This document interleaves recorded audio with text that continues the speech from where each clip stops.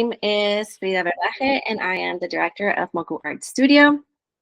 And we have partnered with Mango for this amazing um, program called Oceans, so that you can see my face. We partnered with Mango in this wonderful program to bring a residency for artists that are interested in the ocean, not only as the idea or concept of the ocean, but also in ocean conservation and education and inspire others in this wonderful part of our planet, since we're mostly a water planet. We wanted to bring a space that was not only a safe space for artists that have this passion to find a network of like-minded people, but also a space where they could be challenged, where they could have a project in mind or a project that they wanted to discover and be able to challenge them in what they wanted to do and kind of be able to guide that process in something that was meaningful and fulfilling. Mitch. Bueno, bienvenidos a todos. Este es un espacio, un Open Studio, que es la culminación de un programa de residencia que hicimos con Moku Art Studio, gracias a Frida Berlac. Yo soy Mechi Aliaga, soy directora de programas de Mango Residencia para Artistas en Buenos Aires. Moku está en Los Ángeles. Y a través de este programa buscamos que artistas internacionales de todo el mundo traigan proyectos relacionados con los océanos, ya que el mundo es prácticamente agua. Bueno, a través de estos encuentros hemos trabajado reflexión, hemos entrado en contacto con científicos. De hecho, una de las artistas también es científica. Entonces, ciencia y arte hacen que los proyectos se potencien y todo tenga mucho más sentido y sí, más potencia sería. Frida. And so at this point, I would like to introduce our artists. We have 4 wonderful artists that participated in our 5-week Oceans Residency Program. We met 5 times virtually, where we shared ideas, we challenged each other, we gave feedback, and we have Una, Kirsten, Dodd, and Van. These 4 wonderful artists have different mediums and different ways of approaching not only life, but the project that came in our program. And I was very happy to not only be able to meet them as people and artists, but also that they shared a lot in common and that they took a lot of inspiration from each other and that they really trusted the process.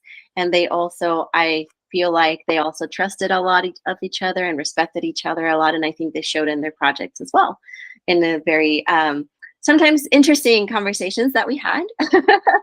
And, sometimes things that we tried worked and some others didn't. But, they were all very willing to go with the process and being able to have this space be something new and something that could impact their work in a meaningful way. Bueno, aquí están los 4 artistas que Frida recién presentó. Una, Kirsten, Dodd y Van. Ellos son artistas de diferentes puntos del mundo. Bueno, ya los van a ir conociendo. Pero bueno, lo que Frida de alguna manera resumió fue esto que les venía diciendo. Fueron encuentros semanales donde había diálogo, reflexión, intercambio relacionado a los océanos y a sus proyectos. Con la idea, obviamente, siempre de traer siempre a conciencia qué es lo que cada uno puede hacer desde su pequeño lugar también, ¿no? No solo a nivel internacional o global o enorme, que a veces uno siente que es inalcanzable, sino justamente desde el compromiso como personas en esta tierra. Bueno, Frida, si quieres continuar. Without further ado, we'll have the artists introduce themselves and talk a little bit about their work. And first up, we have Kirsten. Un segundito. Ahora se van a introducir ellos. Yo voy a dejar de hablar en español porque si no se va a hacer muy extenso. Así que brevemente les digo que va a empezar Kirsten. Ella es estadounidense, vive en Alemania, además de artista científica. Después va a seguir Dodd, que Dodd es estadounidense, vive en California, es artista. Después va a seguir Una es de Serbia, vive en Canadá. Y por último Van, que es estadounidense y vive en Estados Unidos. Bueno, esto es todo lo que digo. Si alguien quiere hacer una pregunta en el chat, siempre es bienvenida. Si es en español, la responderemos también en español. Y cualquier cosita que quieras agregar, Frida, en este momento en español, y si no, ya continuamos. Sorry. Continuamos. All the Okay. floor is yours, Kristen. Okay. Can you see it? Yes. Full screen? Okay, great. Hi, everyone. So you know my name. I live just outside the Black Forest in Germany. I'm an American living over here in Europe. And this project that I did as part of the Artist in Residency is part of a bigger project called Fathom Antarctica. So I invite you to check that out on your own after this. But I'm really excited to talk to you about the project I did as part of this Artist in Residency. So it has to do with Antarctica. I went to Antarctica in 2017 in a residency, an artist in residency down there, and I was located where that little red arrow points. And what's interesting to know about that is this is what it looks like above ground. This is actually the frozen ocean, and in the background there's an orange hut. That is a diving hut. I went to Antarctica to dive. That's me. After a dive, I would have to go through a 4-foot hole through 7 feet of ice to access a very different universe than what is above. It looked like this. I'm an artist and a scientist, and I brought some of my scientific tools with me underwater as an artist, essentially a Kirsten? slate. Yes? Sorry, we're just in the first image. Yeah, Yeah, there. there you go. Yeah, the image wasn't moving. Okay. So are you back to the one with the title? Yes. Okay. I will start again, and I apologize for speaking quickly. Should I slow down a little? No, you're great. The images were not going through. Yeah, okay, thank you for letting me know. So this is where I was in Antarctica. It's a place called Ross Island. It's an American research station down there. And this is what it looks like above the ocean. I already have revealed that I went below the ocean, but can you see a white frozen Yeah. landscape? Okay, great. Perfect. So that's basically what it looks like above. And to get to it, I would have to dive through a hole that's me, and it's 4 feet in diameter. And I would go through 7 feet of sea ice to get to this universe. And absolutely 180 from what you find above, full of color, full of life. And because I'm an artist turned a scientist turned artist, excuse me, I brought some of my scientific tools with me, namely a dive slate, which I turned into a drawing slate, and I draw underwater. These little tiny thumbnails are the 26 sketches I did underwater during my visit in 2017. And this is an example of one up close. I started doing this drawing underwater a while ago in 2006 in much warmer water. I'm not silly. Antarctica was a more recent quest of mine, but I started in Fiji, and so I've been drawing underwater for quite a long time. There's 5 essential tools for me. It's waterproof paper, graphite, which is a woodless pencil, the slate that I told you about already, a light, and a camera. This is an example of an early piece of work. You can see it's pretty primitive, but out of that, I actually do artwork. This is a color study of a sketch, and this is what the final art looks like. So for this project, this is an example of a sketch on the left, and on the right is a finished little logo I did for the Antarctic group down under, and I do a lot of final art. It wasn't until fairly recently with the Adequate Earth exhibit several years ago that I was considering my sketches as art itself. So I did a first series of underwater illuminations called Undersea Illuminations. It's called Series 1 now. And I wanted to share with you that the second series I actually is a little bit different than the first series. The second series I did with watercolors in my studio. The first series I did electronically using Procreate. So there's my paint palette. I want to thank Una for telling me about a lovely paint company, lots of brushes. And that brings me to the close of what I wanted to share with you. I just want you to know that when you look at my exhibit today, that it has a long history. And the best thing about this artist in residency has been the community of fellow artists. So thank you to Frida, Mercedes, Una, Van, and Dodd, because that has been a life-changing experience to feel I'm part of an ocean community. Sometimes I feel very alone when I'm underwater. That's it. Let me stop sharing. Thank you so much, Kristen. Just as a reminder for our audience, if you have any questions for our artists or things that you want to know more a little bit about, pop them in the chat. That's what the feature is for. We want you guys to feel as part of this, and we want this to be very collaborative. So just a little reminder on that. And next up, we have Dot Holtapple. Este es un recordatorio para que si quieren hacer una pregunta usen el chat. Gracias.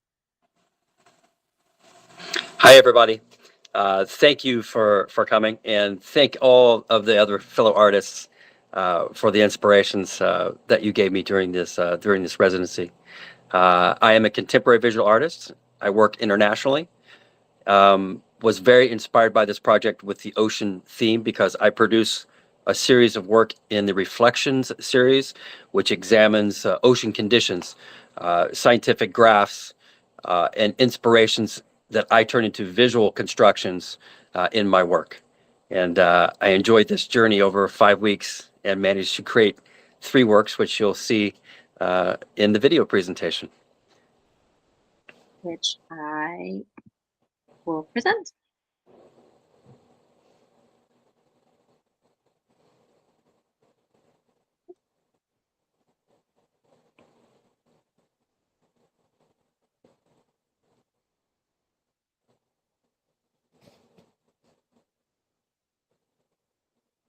My artwork engages ocean conditions through contemporary fine art. Constructed surfaces are embedded with environmental and climate awareness themes. Color and technique, applied in layers, build vibration and surface depth. Openly inspired by the residency artists, I focus to capture specific nuances of their practice. Sentences and words, patterns and shapes, research and studies flow through my process. The resulting works represent an ocean of shimmering concern, a ghostly sea with a surface churning amidst shadowy currents. So you can notice in my work that I have a foundation of environmentalism. As we spoke during the residency period, I was an avid fisherman. I've spent a lot of time on the ocean. And my thoughts about the ocean have completely shifted from when I was younger to a very protective stance. I think residencies like this are fantastic in being able to spread the message that this is a resource that requires a great deal of attention. So thank you for everybody for joining this open studio. Thank you, Don, for participating with us. Next up, we have Una. Hi, everyone. I'm going to share my screen also and just give you a little bit of background about me. My name is Una Janicevic. I'm a Toronto-based Serbian-Canadian artist, designer, and mother. My work is informed by principles of inclusivity, sustainability, and collaboration. My art practice centers around hand-cut collage and really explores the layered and fragmented relationships between land and generations of human inhabitants. And it reflects upon my lived experience as a first-generation immigrant in Canada. I've recently, sorry, just a sec. This is some of my work. I've recently returned to my art practice after about 15 years spent as a designer and art director, developing multidisciplinary projects in media, education, publishing, and arts. At this stage in my life, I'm a mother to young kids, and so my art practice is very much woven into the fabric of my life. My studio is my home. Sometimes that means my kitchen table, or our dining room, or my computer desk. So it allows me to pick up and drop my projects between demands of commercial work and family life. I'm very grateful for this residency because it really allowed me to take a bit of a pause and slow down and make room for conversation and experimentation. And I found my work became really interconnected with my fellow artists. Right here you can see I made some handmade paper infused with microplastics that were diverted from the Pacific that Kirsten collected in Hawaii and mailed to me from Germany.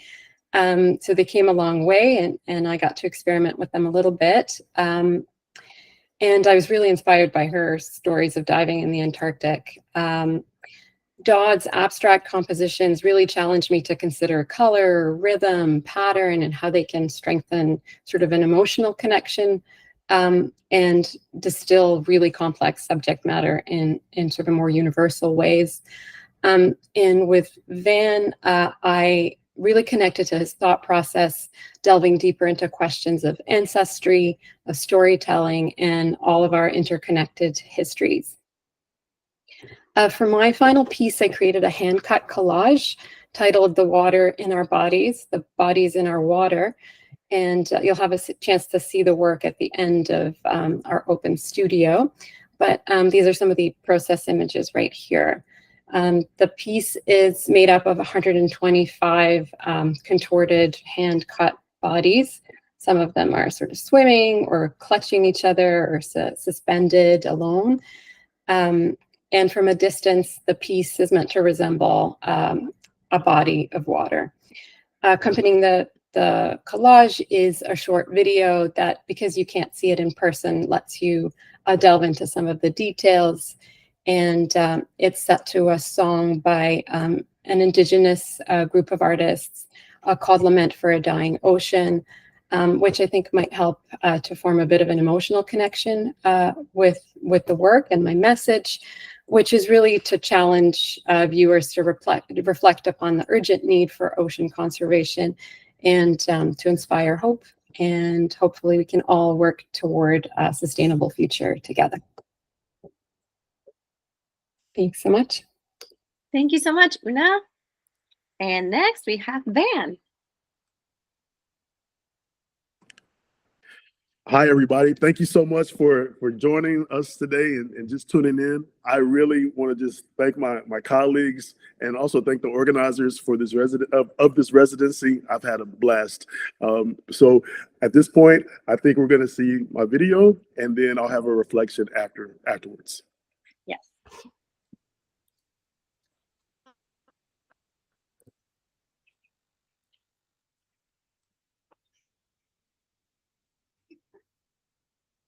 Quilting the Ocean by Van G. Wait, sorry guys, let me try that again. Quilting the Ocean by Van G. Garrett. The ocean is a blanket of mystery. Oh no. Don't you love technology? Apologies, Van. Let's try this again because I want to make sure that we get your video with our audience in the best possible manner. And it looks like the audio is cutting off. Is that right, you guys? Yeah. Okay. Yes. Quilting the Ocean by Van G. Garrett. The ocean is a blanket of mystery. Eyes, fins, scales, and more appearing and vanishing, ebbing and flowing in the bed of the sea.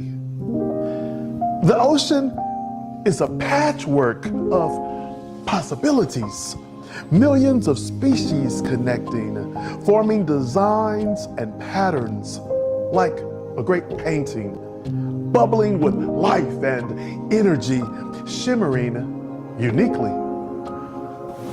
The ocean is a collage of colorful tapestry, tightly knitted, bone by bone, shell by shell, leaf by leaf, reflecting animals, plants, and more. The ocean is a canvas with creatures big and small, playful and shy, snorkeling in waves night and day, living artistically in harmony. Thanks for listening.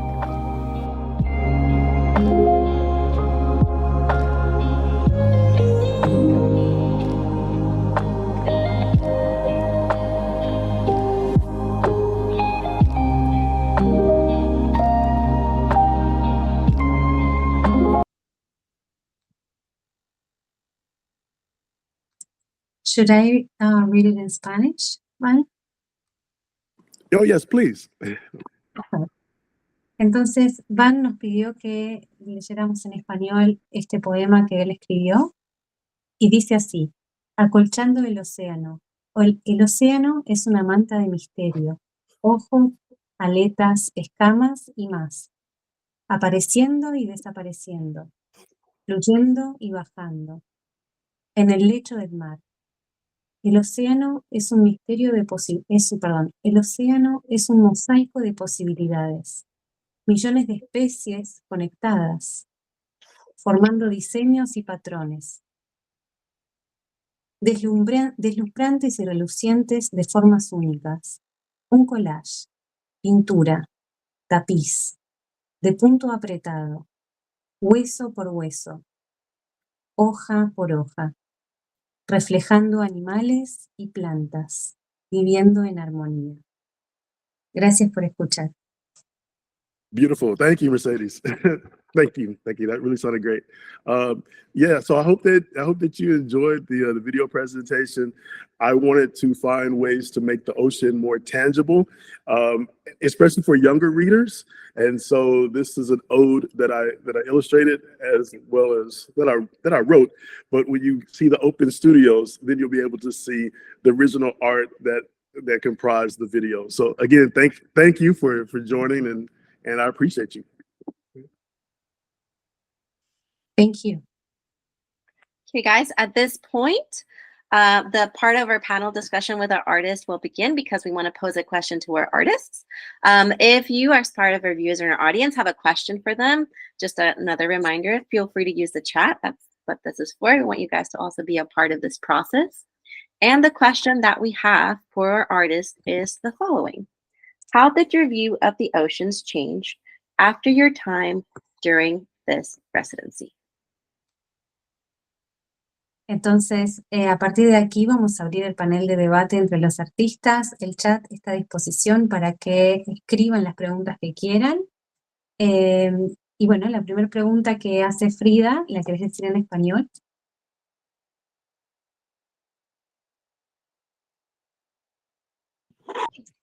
Con esta pregunta se abre el debate, perdón.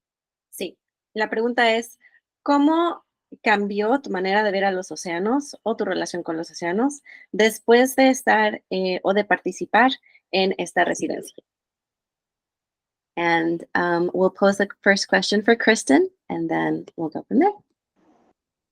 Okay, I think that I'm circling back to what I said in my intro, which is the community is what's changed for me dramatically. Sometimes in my quest to help share what inspires me about the ocean, I'm so focused on my work that I forget there's so many other people out there that are really wanting to do the same thing as me. So I feel like I've found a wonderful group of people, and I know everyone listening and beyond, there's many people, but it was the activity of meeting weekly and having a project and carrying it through to fruition, and also just getting input along the way from everyone else that improved the entire experience versus what would have been a very solo journey. So that's what's changed, is that we're all in this together. Although I've had that philosophy for a long time, that the ocean is really important, and I want to help us save ourselves from, I want to help us thrive with the ocean thriving. So, and this is the group. That's it. Not big.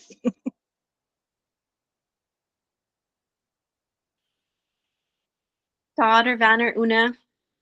I'll jump in. I mean, just to to echo Kirsten's sentiment, it's a sense of community. I've learned so much from my colleagues, who now I can call friends. I just learned so much about art practices and seeing the world in newfound ways, and obviously learning about the ocean, and so it's really caused me to want to do more research and find ways that I can continue to protect an environment that I did not know as much about before joining the residency. So it's been a blast. So yes, I've learned a lot.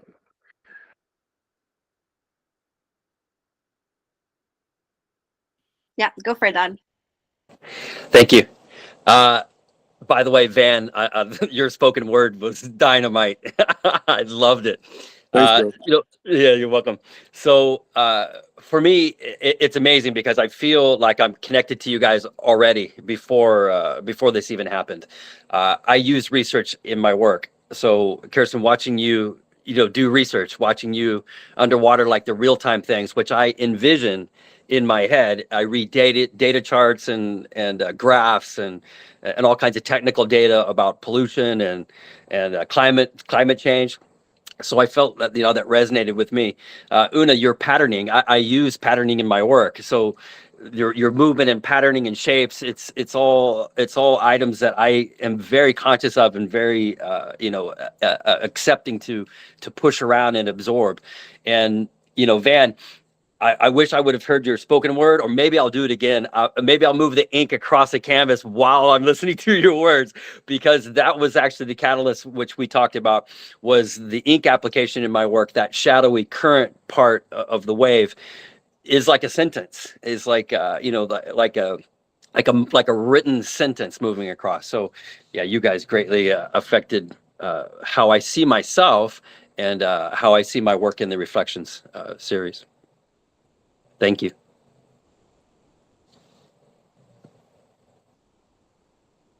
Una, do you want to add something? I mean, I think, we all are sort of sharing a similar experience, and that is, or maybe for me, it was that I forget, I create in isolation in many ways, especially working from home, and at this sort of stage in my life, and you forget that there's a whole network of people that have their lights are on at their home in the night, and they're also working away on something, and all those things are so very connected. And when we're able to reach out to each other, there's just so much strength in that and power in that movement and in that connection. So I love walking away from that, as well as walking away with these relationships that we can continue after today. What is something that inspired you guys, or maybe that you got curious about? Since we had this, our 5 meetings, and you guys started getting to know each other a little bit better, what is something that you kind of kept at the back of your mind, that you had maybe questions for each other, or things that surprised you about each other?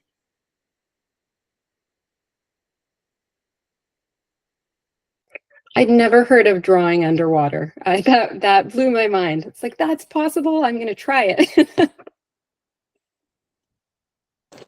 Yeah, Una, I never thought of like the ocean other than a body of water. So I love the idea that the word that you played on the word body and shifting it around. I think that's super creative. And I'll pipe in. For me, visuals have always been my strength. Words, not so much. I just, it doesn't, my mind does not flow linearly like sentences do. And Van, to hear your poem tonight, it's just, you really nailed it. I mean, those are words that I love hearing all together. They match what I see. So very nice. no, that means a lot. Yeah, from all of you, I learned. I mean, I've learned so much from Dodd, learning about textures and just the language of art. Una, like, I don't know if my fingers could even cut those small detailed pieces. Kirsten, I mean, just from you again, I didn't know people know how to draw underwater. Like, I didn't even knew that. I never knew that was a thing. So, just so many nuances, right? So many nuances, but it's really affected and shaped my practice in so many different ways. So, thank you.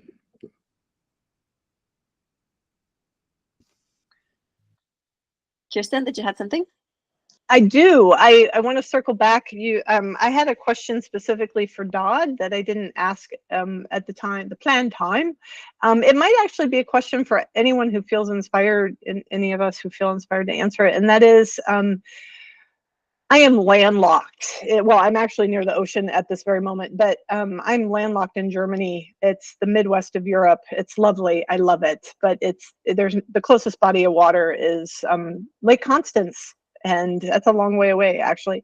So Dodd, when is because you are working with the oceans and currents and thinking about the science behind when you see the ocean, I want to live vicariously through you. And I'd love anyone who's been near the ocean lately to relate to me, us, actually, not just me. What you saw, what you heard, maybe just all the senses, the last time you actually experienced the ocean, what was it like? And was there, it doesn't have to be the last time, but the last time maybe you had an inspired moment with the sea, and what did you see in the sea? Thank you. Well, you are surrounded by a sea of beer in Germany, so I will. A pretty profound moment is I fish a lot in Okinawa, and I was really surprised at how much the tide changes there. So we left early in the morning. You probably know a little bit more about it. So we left very early in the morning in a skiff, two of us with a driver, and we cruised across a body of water, this big open lagoon. You know, it's all lagoons and islands and all kinds of stuff. And we went and fished in a couple different areas, and it was stunningly beautiful. The array of fish and the life is incredible. The colors of the fish, I mean, just incredible. And then when we were done, we were coming back, and there was no more bay of water. There was a channel carved through the coral. The tide had dropped, I would say, more than 20 feet. And there were clammers out, people getting clams and mussels on the area, which was a complete body of water where we came across before. So it was interesting to see the level of tide shift that at that extreme. I mean, I've seen the tide go, out and come back in, but not on a scale like that. It was really awesome, because when we came back, it was like a highway, like a channel of water cut through coral. And it was kind of profound. I was lost a little bit when we were coming back. I'm like, wait, we didn't come this way before. And I was like, oh, it was the tide. Yeah, it was interesting. But those correlations, again, with the linear movements that move through my work is tidal change, sea rise, water temperature rise, all of those things. Luckily for me, or maybe it'd be difficult for other people, is I'm super visual. So like, even when I'm listening to Van's words, it's I can hear the words, and it's very visual. It creates visual adaptations in my head. And so the whole time I'm on the ocean, I have very heavy visual representations with color and movement and flow and things that are happening and stuff you see floating on the water, which is something that we talked about. Hopefully everybody here will stop buying Mylar balloons, because Mylar balloons are in the ocean all of the time. And you guys know, Kirsten, you would know, they're highly reflective. It looks like food. So, I mean, turtles and things like that, it looks like something that they can eat. But I'm often surprised at how many Mylar balloons I've seen floating in the ocean. That kind of makes me think about like the little particles, the microplastics that Kirsten sent to you, Una. How was it like working or touching, or how was that experience of knowing where those pieces came from and then getting them in your mail? I wonder, like, how was that like? I was really curious for them to come because I was trying to figure out how micro are microplastics, and they were actually of all different sizes and all different colors, and some were more like little bits of plastic string, and others were like sharp shards. So it was really, really interesting to work with them. And I still it's percolating in my brain to figure out how exactly to embed them in paper in a way that gets you can appreciate their tactile nature. Yeah, I really enjoyed experimenting with them. I had an ocean memory to share as well, if I can. One of the most memorable moments for me was we were sailing in the Greek islands near Kefalonia, and we had stopped somewhere in the evening, and we went for a night swim. And it was very dark. Obviously, it was just us in this little lagoon. The water was dark, the sky was dark, and then all of a sudden around us, bioluminescent plankton. I'm sorry, I'm getting goosebumps talking about it, but it was just something I'd never experienced. And they were twinkling and sort of moving around our bodies. And then we looked up, and the stars were kind of doing the same thing. And just the connection of these two mirrored surfaces, and then us being these tiny dots within, it was just mind blowing to experience. And I hope everyone gets to do that at least once. As Dot, I'm very visual as well. I can really see this picture. I mean, it's beautiful, and it's amazing watching them. Yeah, we got very lucky. Van, that kind of makes me think of the way you approached your project too, like just being very playful in your practice. And can you talk a little bit about that, since your background is mostly a writer, although also artist, and that kind of how that worked for you? Yeah. So I live in Houston, and the Gulf of Mexico, Galveston is the closest beach that we have. And so I wanted to create a scene, or create an ode for young people who might not have access to go into Galveston, or who might not have had the opportunity to visit a beach. Originally, my project was to think about ancestry, and to think about the triangular slave trade, and tying in those elements. But I did go the more playful route, because I just wanted young people to be able to have fun while learning about the ocean. And so this is a much larger project down the road, where in the appendix you'll see different types of animals, and there'll be the descriptions and all that. But I just feel like it could be a nursery rhyme or a lullaby type of thing, a bedtime story. And I just want to have fun with it. Like I said, going into the residency, this is so different from what I normally do, my everyday life, so to speak. So I just wanted to have fun, and my colleagues, my peers, my friends y'all are largely responsible for that. You gave me the room to stretch out. You gave me the opportunity to play and just have fun without a net, and that's what I did. So yeah. We do have an audience question for Kirsten. It says, what does the ocean sound like under the ice? And is it different from warmer dives? Yeah. So I have dove in the Arctic and the Antarctic. And no matter where I dive, the dominant sound is the regulator, the breathing, the Darth Vader effect is what I call it lovingly. And the thing that's most unique about Antarctica is the ever-present sound of Weddell seals, which you'll actually hear when you tune into the exhibition after this. I included a video, and if you listen closely, you'll hear a vocalization of a Weddell seal. It sounds like something from outer space. That's the only way I can describe it. So other than my own breathing, I hear that. And that is really what makes Antarctica unique, because even if I don't see a seal, I do hear them. It's just eerily beautiful. And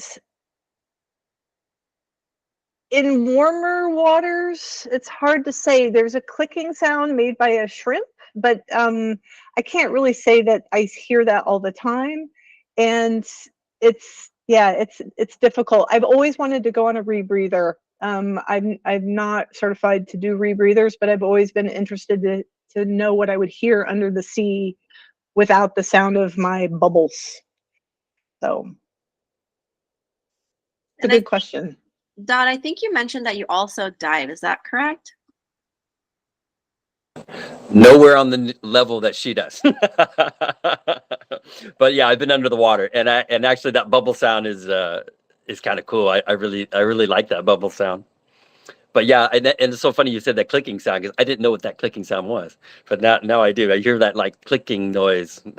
That's really strange. You reminded me of something else. I was on a fishing trip, and it was really rough. Most people got kind of sick on the boat the night before, and then when we were done, of course, the weather was perfect.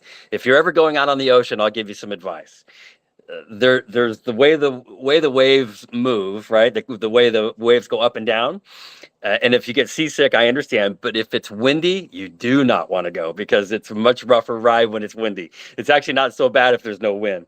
But one day we were coming back, and the ocean laid out like a piece of glass. What's so amazing to me is that you know, like Kirsten, you're under the water, and we are mostly normally used to being on top of the water, right? But you don't see that whirl that's happening like underneath you, right?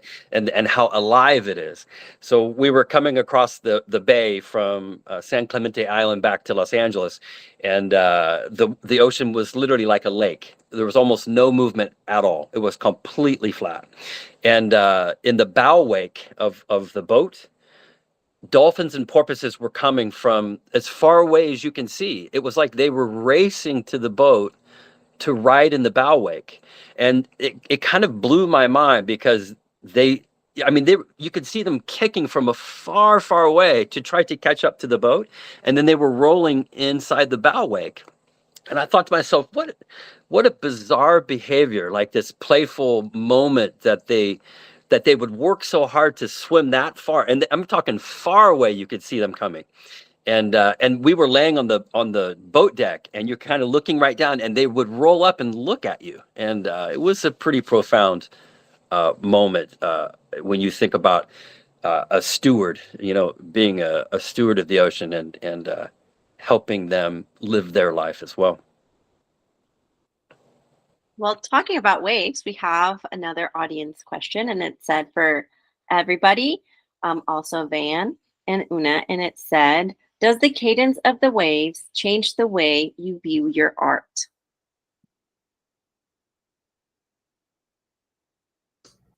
I mean, I can take this one. I find my pieces tend to be very rhythmic when I'm building them, because I'm sort of doing these repetitive motions.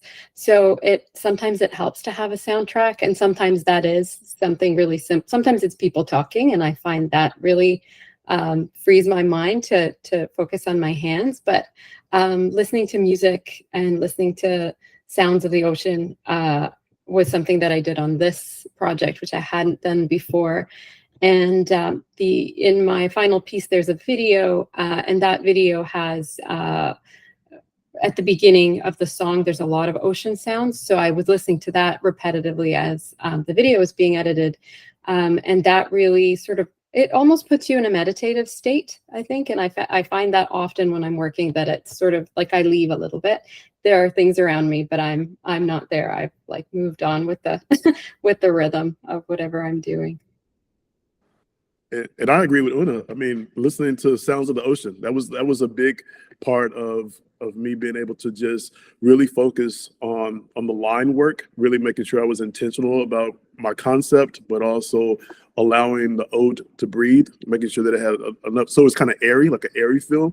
But historically, when I've written poetry, I like to sit near the water, and I've been very fortunate that I've been around raging bodies of water, which dictate the way that my pen flows, whereas calmer seas will also dictate that as well, or they've dictated that as well. But yeah, just like Una, I listen to the sounds of the ocean. I listen to a lot of world music when I was writing this, just to have the whole international appeal. And yeah, I think it really shaped my words. Yeah, in my work, I specifically was thinking about the cadence of a wave. When you see the final pieces later on, when you can access the site, you'll see the final works. I actually was thinking about that when I used the ink to actually make the currents go across. In my mind, they were angry at the time that I was doing that type of cadence.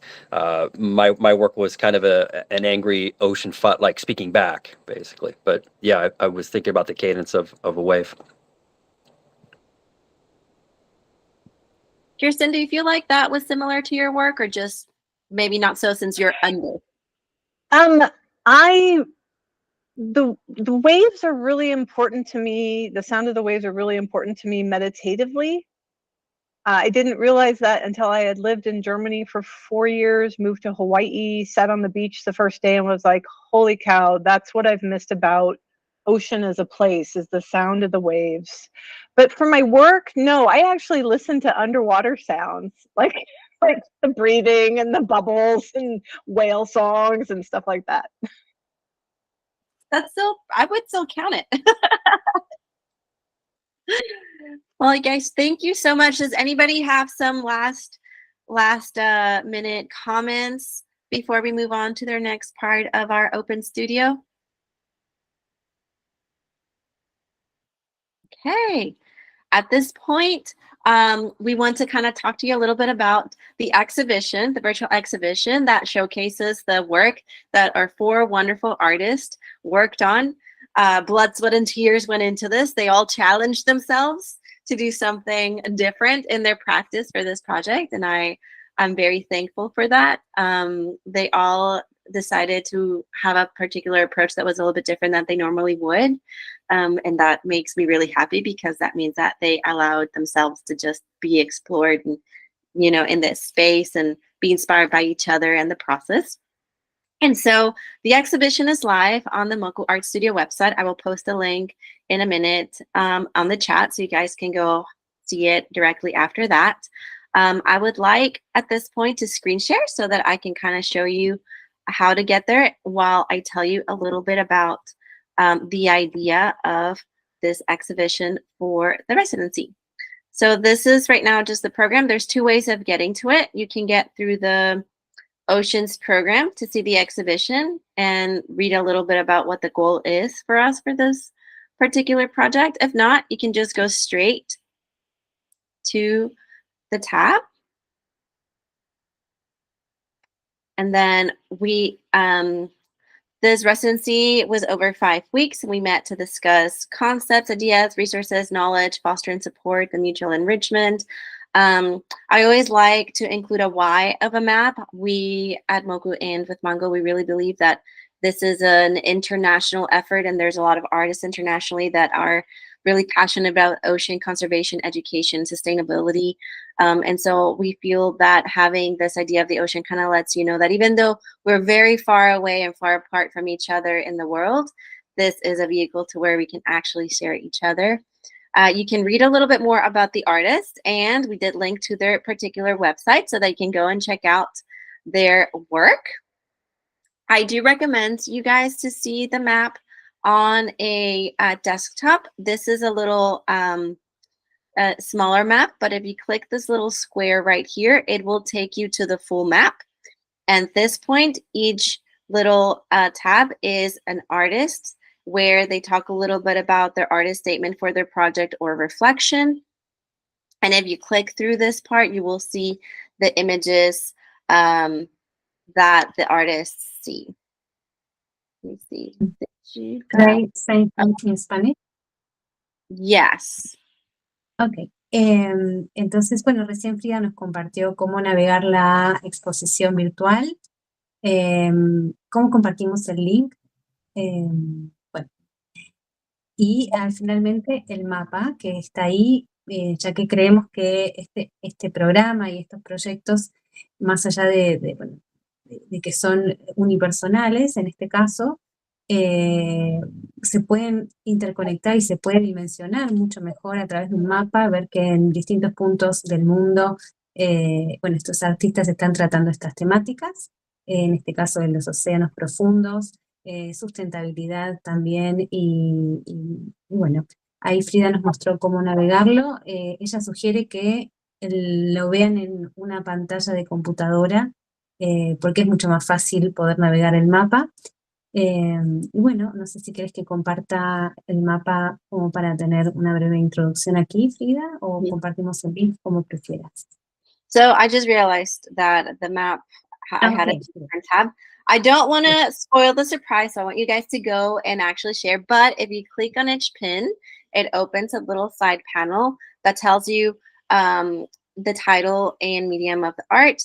All different artists have a little statement or reflection made out of based on their project. And if you click on the image to the left, it will make the image bigger, and you will see all the other works, including some of the videos that the artist created for this exhibition.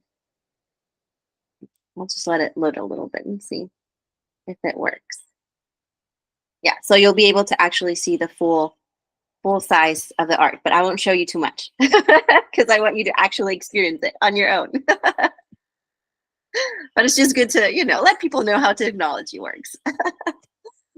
We are very excited for this project. We really want to thank our wonderful artists for taking a chance with this program. This is our first collaborative Virtual Oceans residency.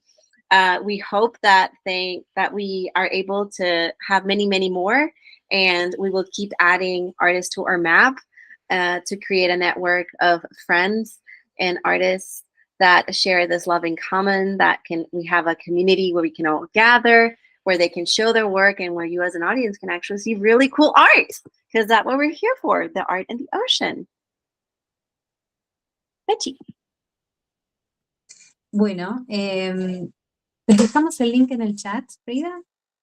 Ok, entonces Frida va a dejar el link en el chat, recién les mostró cómo navegar el mapa, y queremos agradecerles a todos por estar aquí, a los artistas también por haber confiado en este programa, en este proyecto, y bueno, haber participado y entregado semana a semana todo lo que tiene que ver con, bueno, y como han dicho, también han generado una amistad, una comunidad de artistas que están muy comprometidos con el océano, preocupados también con vivir aquí de una manera más saludable, digamos, en el sentido de ser más conscientes qué futuro queremos.